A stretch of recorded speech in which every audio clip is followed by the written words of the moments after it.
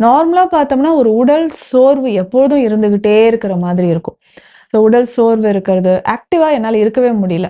நார்மலா செய்ற ஒர்க் கூட என்னால ரொம்ப கஷ்டப்பட்டு, சிரமப்பட்டு தான் நான் செய்றேன்.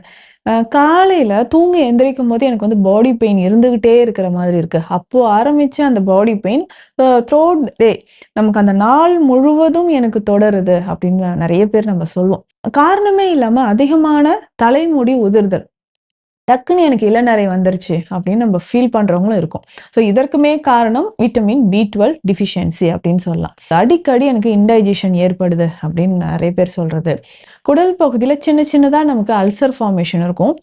குடல் பகுதி மட்டும் இல்ல, உடல்ல வேற எங்கேயாவது நமக்கு வந்து அல்சர் ஏற்பட்டாலும், டக்குன்னு எனக்கு வந்து க்யூர் ஆகல அப்படின்னு சொல்லுவாங்க. ஸோ இதற்கு காரணமும் விட்டமின் B12 டெஃபிஷியன்சி இருந்தா இந்த மாரி நமக்கு ஏற்படும்.